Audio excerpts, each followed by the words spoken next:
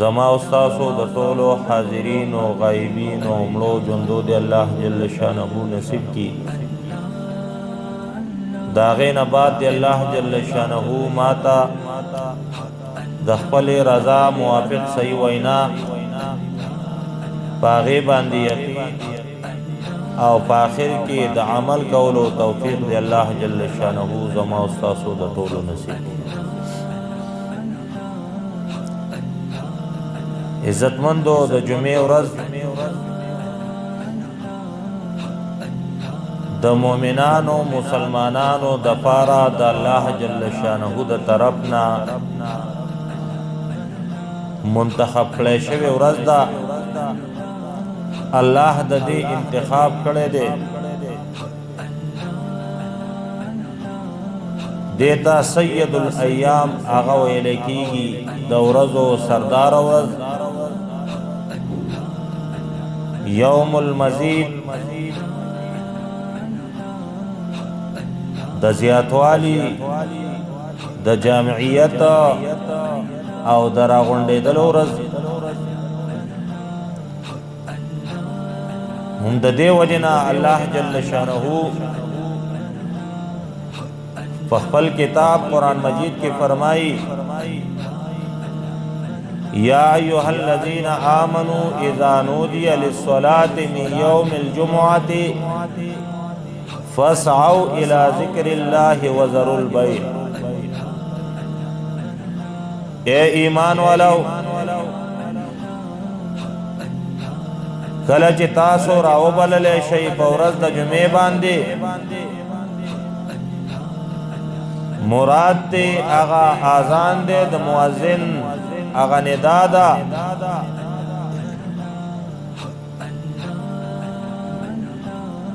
اللہ وی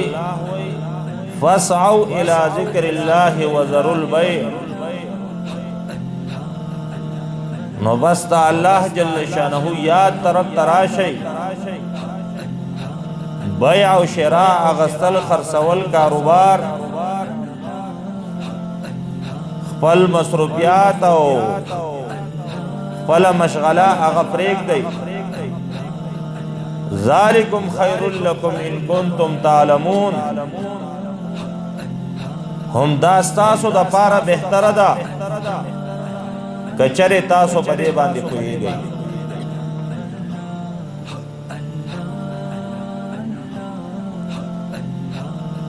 هم عزتمندو د دې وجنا په خیر القرون کې با د جمعې د ورځې د پاره ډېر اهتمام کېده پیغمبر پاک صلی الله علیه وسلم نا د صحابه کرامو نا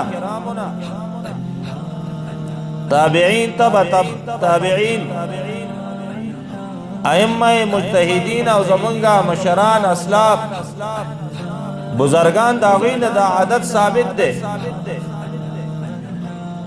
چاغیبا دا وقت دا جمعه دا پارا تیاری کولا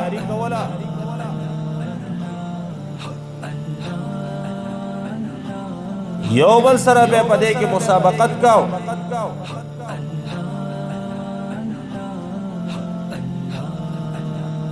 پیغمبر پاک صلی الله علیه وسلم فرمای سوک چې د جمعې په ورځ باندې په ټیم باندې د ټولو نه مخکې داخل شي اولنی صف کې کینی الله دتا د یو اوخه قربان کړی شوی قبول کړی شوی اجر او ثواب هغه د تور کوي هغه پسې بیا بل کس پکاته باندې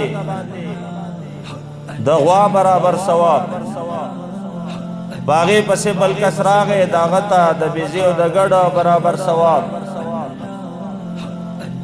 بل پسې راغې هغه تا د چرګ وغیرہ برابر ثواب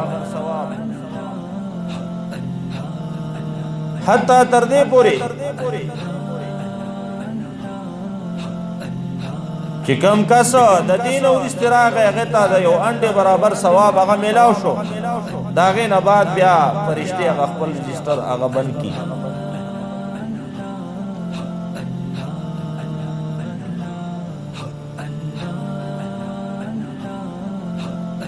الله جل شانه د طرفه د مؤمنانو مسلمانانو د پاره د جمعې د ورځ منتخب کړی شوی دا ابو هريره رضی الله عنه فرمایي پیغمبر پاک صلی الله علیه وسلم و فرمایل چې په ورځو کې بهترین ورځ چې سار نور پکې راوخیږي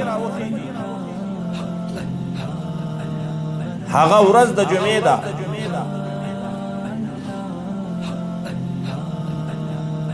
هم د دې جمعې په ورځ باندې د الله جل شانه د طرفه ډېرې غټې فیصلې هغه کړې شوې دي د آدم علیه السلام د پیدایش د پاره د خاورې نه مختلفو ځایونو نه خاوره راغونډل کېدل راجمع کېدل او بیا دغه شان د آدم علیه السلام جوړېدل او بیا د آدم علیه السلام جنت ته داخلېدل او بیا د آدم علیه السلام د جنت نه ځمکې ته راتلل او بیا دغه شان د دې تمام کائنات او د دې ځمکې او د اسمانونو ورانېدل دا ټول د څه په ورځ باندې دي دا د جمعې په ورځ باندې دي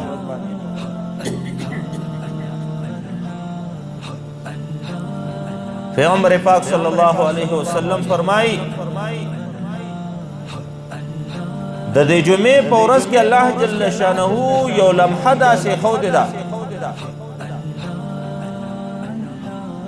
یو وخت داسې خود ده چې پاغه کې الله جل شانه د هر چا غ دعا هغه قبلې هغه رد کینا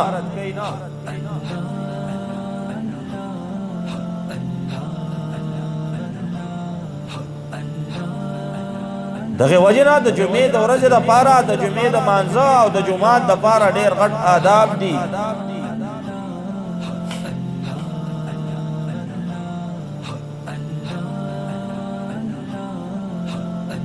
چې کله امام هغه خطبه شروع کی نو بهترین عمل هغه بیا په دغه وخت کې څه شي دی د امام خطبه په غور سره اوریدل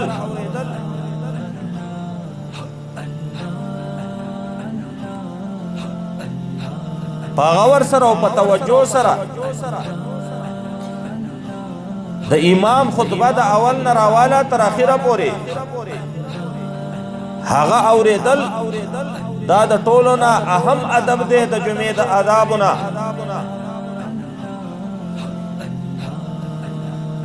نه په دغه وخت کې ذکر شته نه په دغه وخت کې تلاوت شته نه په دغه وخت کې سنوافل او منځ هغه شته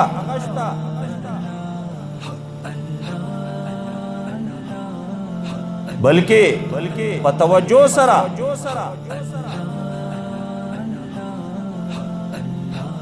او ډېر انتهایی په بیان او په سوچ او په فکر سره هغه خطبه اوریدل دا د هغه بنده د پاره د سعادت خبره ده چې د کم بنده د پاره الله جل شانه دغه جمعې په هغه لمحاتو کې هغه لمحه چې هغه د څه شي ده هغه د قبولیت ده الله جل شانه بعد دې ادب په برکت سره هغه ته د لمحه نصیب کړي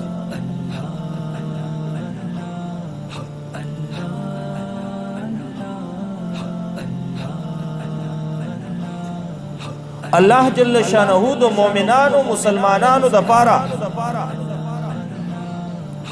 د جمعې د ورځې اهتمام او انتخاب په خپل کړی دی حدیث کې راځي الله جل شانه د يهودو نه تاسو کو اے يهوديانو تاسو کوم ورځ خو خدا چې پاغه باندې تاسو عبادت کوئ هغه په خپل خوخه باندې وایي و يهودو د هفته ورځ هغه خوخه کړه حالانکه چې داغه قدر او داغه لحاظ بیا ونه ساتو داغه نه قدرې وکړه هم دی وجنا پیغمبر پاک صلی الله علیه وسلم فرمایي چې خبردار ګوره د جمعې حاضری ګوره اغینا غافل کېږئ ما کم مومن مسلمان چې د جمعې د حاضرۍ نه غافل شي الله جل شانه با وای د نوم په غافلینو کې ولیکي او الله با د پزړه باندې د غفلت مهر هغه ولګي نو يهودو دا خپل خوخ کړي شوی ورځي داغه قدر ونکړه نسوارا تو ویل شو تاسو د پاره کما ورځ خو خدا چې پاغه ورځ باندې عبادت کوي هغه د اتوار ورځ هغه د ځان د پاره خو خکړه هغه هم دا غي لحاظ او قدر ونکړه الله جل شانه مؤمنان او مسلمانانو د پاره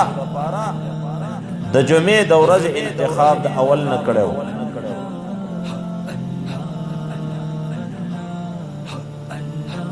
نو الله جل شانه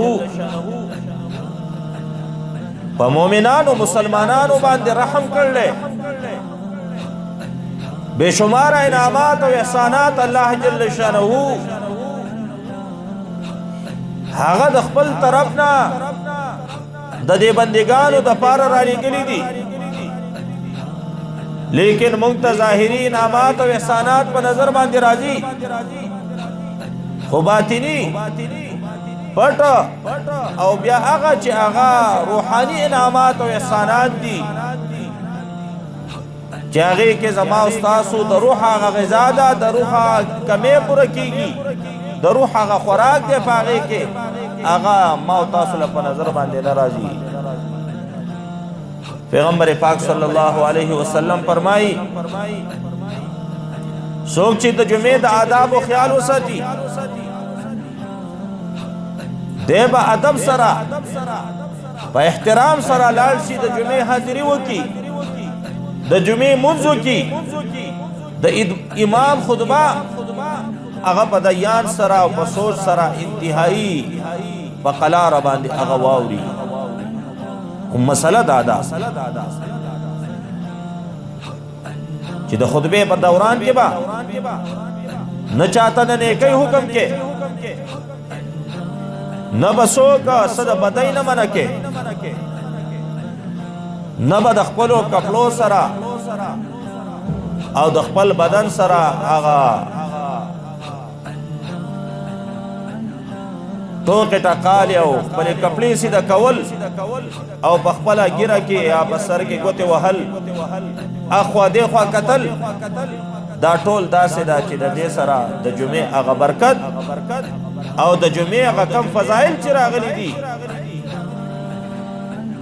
دیو جن علما فرمایي چې د عام ورځو په مقابله کې د جمعې په ورځ باندې د ماسپښین منځ 2 رکعات فرض دی وجه صدا وې دا غي وجه دا چې دغه 2 رکعاتو په بدل کې الله جل شانه د طرفه په خسته طریقه باندې د امام دغه د خطبه ویل دي چې دغه د 2 رکعاتو برابر دي نو چې سرانګي په مانځ کې د خپلو کپلو سره ټوکې کول خپل کپلې سیده کول په خپلو کپلو باندې نظر ساتل دا صحیح نه دي دغه شان په مانځ کې د چا سلام غستل او چاته سلام کول دا صحیح نه دي نو دغه شان په دې خطبه په دوران کې هم د ټولو خبرو خیال ساتل خو زمونږه بدبختی دادا مونږه ټیم ته ګورو هغه خاص وخت ته ګورو چې هغه خاص وخت په پلان کې جمعات کې پس ټیم باندې دی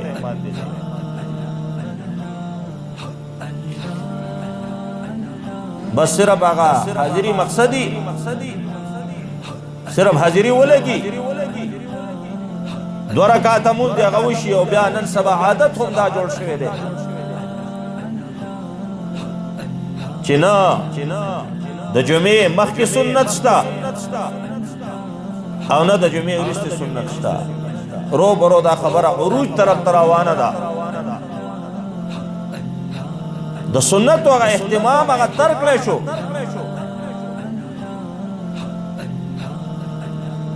صرف هغه فرض ادا کیږي هغه ټیم لا رامنډي وای د مخکې نه معلوماتي مولوی صاحب په دې ټیم باندې بس کوي نو بس هغه ټیم لا بور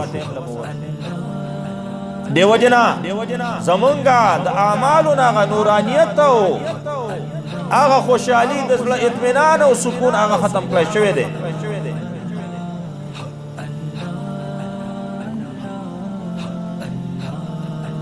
مومن مسلمان شان داده چې مومن مسلمان با د جماعت نه بار تنګيږي د جماعت نه دنه به مومن مسلمان خوشاله او داسې به خوشاله لکه سرنګي چې مې په اوبو کې خوشاله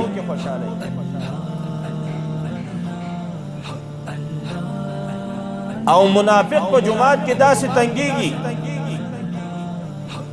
لکه سرنګي چې مې د اوبور نه بار تنګ یو غټوپونه وای چې کله به اوبو تکېږي الله جل شانه دې زمونږ د غفلت ختم کی حالانکه امر راغلی دی دلته الله یا ایها الذین آمنوا اذا نودي للصلاة من يوم الجمعة فاسعوا الى ذكر الله وذروا البيع اے ایمان والو د جمعې په ورځ باندې چې کله आवाज وشي بعض مفسرین فرمایي دلته د आवाज نه مراد د ماسپخین هغه ټیم داخلي دل دي چې کله ماسپخین ټیم داخل شو چې اوس پکې مونږ کېږي او ورځ د جمعې ده نو تمام مصروفیات او تمام کاروبار هغه بالکل بندول هغه لازمی دي امر د وجوب د فار راځي واجب ده مونږ خلک هم په دغه کې پراته یو یاره دغه ټیم زمانه لپاره موقع نه دا ټوله دوکه ده ټول په دوکه کې پراته یو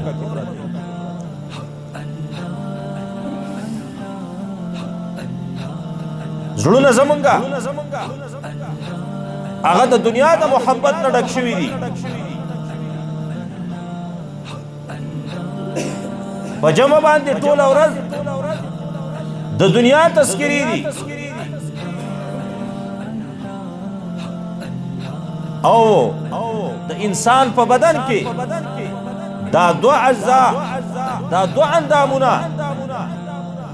چې وجب ده او بل زړه ده دا انتهایی اهتمام او انتهایی قیمتي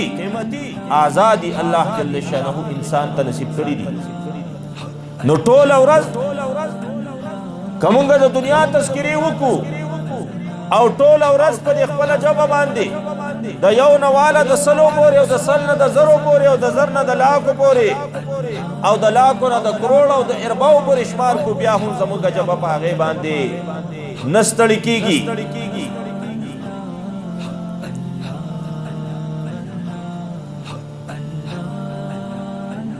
پیغمبر پاک صلی الله علیه وسلم فرمای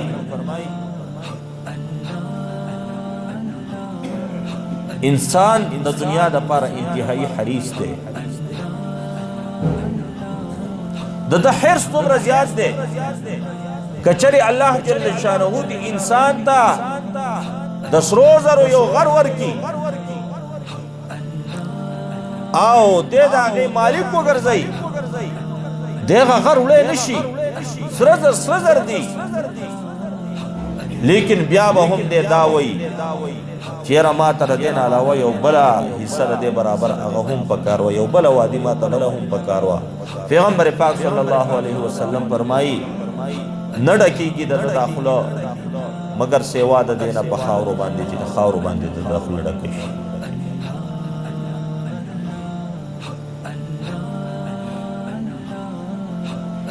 عزتمند نن د تمام بے اطمینانی او د تمام خفګانونو او د تمام مایوسی هغه وجه څه شی ده هغه د دین نه لرېوالی دی هغه د دین نه غفلت دی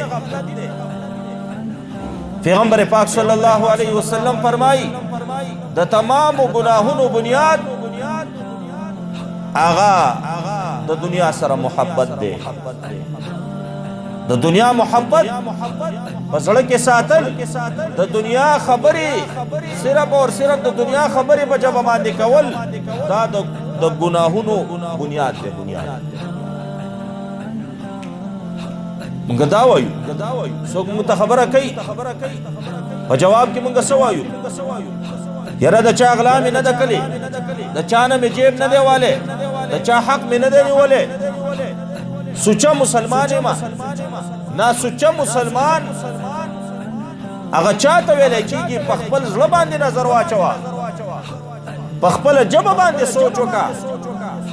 چې زما دا ژبه چې چلیږي ټوله ورځ دا څه وایي زما په دې زړه کې د چا محبت دی زما دا زړه د څه نه ډک دی ها که د دې دو خبرو اصلاح شته د ژبې اصلاح هم شته او په زړه کې هم د الله جل شانه محبت دی د الله د دین محبت دی زړه په هغې باندې خوشحاله کېږي نو بیا واقعي په دې باندې چې دی نو شکر ایستل پکار دی او په دې کې نور زیادت هغه کول پکار دی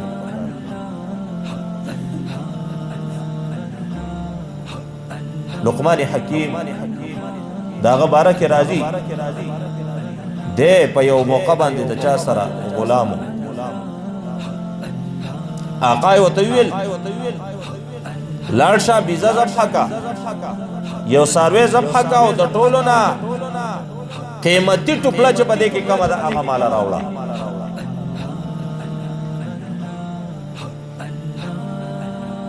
نو وی دی لاړ چیله یې ذبحه کړه او د هغې نه زړه او ژبه دا راوړه وی حضرت دا د ټولو نه بهترینه ټوکړه ده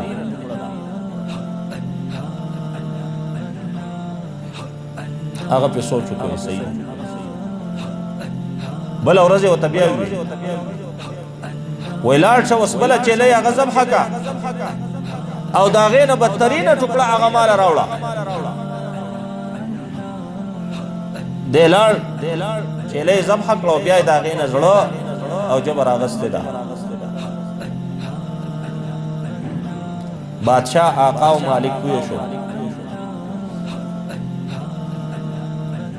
چې دا خو انتهایی هوښیار دی الله جل شانه دته ډېر لوی فراست ورکړی دی په جسم کې د ټولو نه بهترین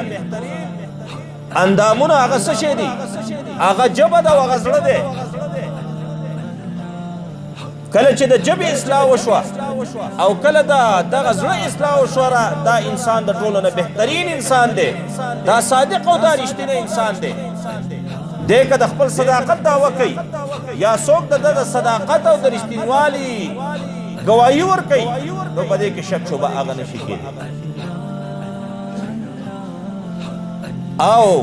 د ټولو نه بدترین اندامونه هغه هم دا دي کله چې د دې اصلاح هغه ونه شوه د زړه اصلاح ونه شوه او د ژبې اصلاح ونه شوه ابو بکر صدیق رضی الله عنه خلیفہ دے او الله جل شانه دا هغه صفت په خپل په قران کې کړی دی او پیغمبر پاک صلی الله علیه وسلم فرمایي چې ما په دنیا کې د خپل تمام ملګرو د احساناتو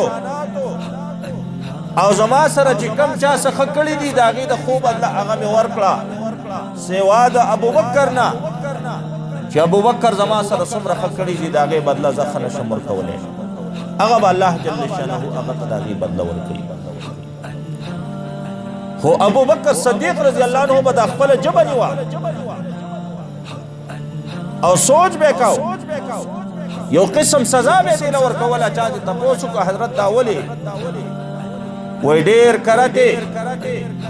ډېر خلک د دې ژبې د وجې نه جهنم ته ځي سوچ وکړو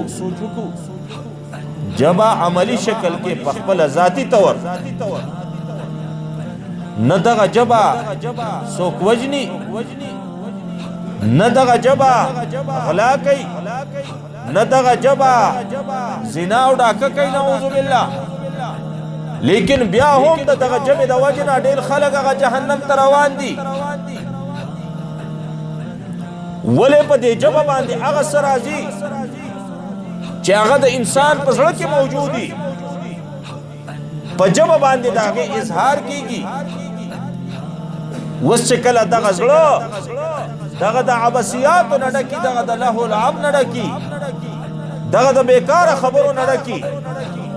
نو جبه د هغې اظهار کوي او هغه ښکاره کېږي. او کله چې جبه زړه دا د الله جل شانه د محبت نه ډکي، دغه زړه کې د الله جل شانه د دین دپاره هغه مینه او هغه ترسي، نو د هغې اظهار هم هغه په څه باندې کېږي؟ هغه په ژبه باندې کېږي.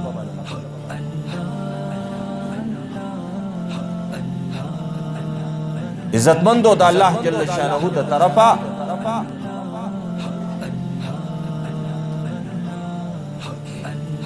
که مونږ سوچ وکړو، مونږ ته ظاهرا هغه انعامات او احسانات ښکاري چې هغه نفس غواړي. نفس په کوم څه باندې خوشحاله کېږي؟ هغه نفس اماره او نفس لوامه. نو مونږ هغې ته بیا ښه وایو چې او دې سړی باندې دې کس باندې الله ډېر رحم کړی دی، ډېر لوی فضل یې پې کړی دی. او چې د کوم څه تعلق هغه د انسان د روح سره دی، د هغې تعلق د ایمان سره دی، په هغې باندې ایمان زیاتې کېږي او ایمان ته پې زیاتوالی میلاویږي، روح ته پې غذا میلاویږي، په هغې باندې زمونږ شکر نشته. دا هم د الله جل شانه لوی انعام او احسان دی چې ما او تاسو ته نن حاضري نصیب شوه. د جمعې ورځ راته الله جل شانه نصیب کړه. الله جل شانه دې پکې اخلاص ما او تاسو ته نصیب کړه. اهمه مسله هغه د اخلاص ده. معمولی اونتے عمل دے، لگ عمل دے، لیکن اخلاص دے پکی اللہ جل شانہ تو پر ڈیر سبان دے قبول دے، لیکن لوی عمل دے اخلاص پکی نشتا. دے وجنہ علماء فرمائی چی یو طرف تا دا جہالت سمندر دے او بل طرف تا دا علم یو دو قطری دی. نو دا جہالت دا دے سمندر نا دا علم دا دو قطری دا بہتری دی. او یو طرف تا دا علم سمندر دے او بل طرف تا دا عمل یو دو قطری دی. نو دا عمل دا دو قطری دا دا علم دا دے سمندر دا بہتر دے. ذکر علم او پویا دا خس کمال نہ دے، معلومات خس کمال نہ دے، اصل شے سے دے عمل دے. عمل چستا یو خبر پا علم کرالا دا پہ عمل شروع کو دا کمال دے. او بیاوی دا یو طرف تا دا عمل سمندر دے او بل طرف تا دا اخلاص دو قدری دی. نو دا اخلاص دا دو قدری وی دا عمل دا دے سمندر دا بہتری دی. الا للہ الدین الخالص. اللہ جل شانہ تا خالص دین، خالص عقیدہ، خالص نظریہ،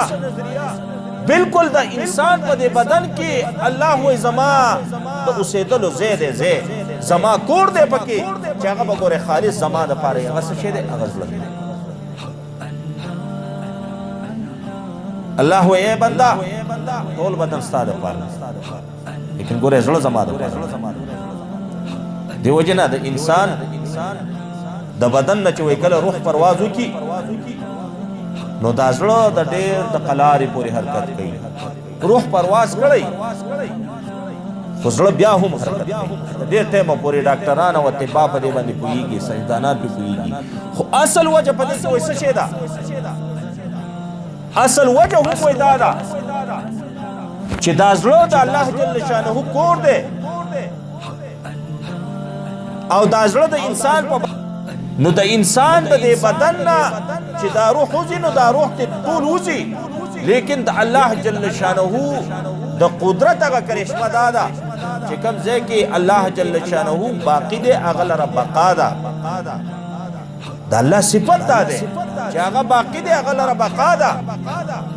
نو د انسان په دې زړه کې هم د دې روح نه ورستې هغه سنه سبقا هغه برقراره ساتي نو بیا خوشبخته زړه هغه دی چې هغې کې د الله مینه او محبت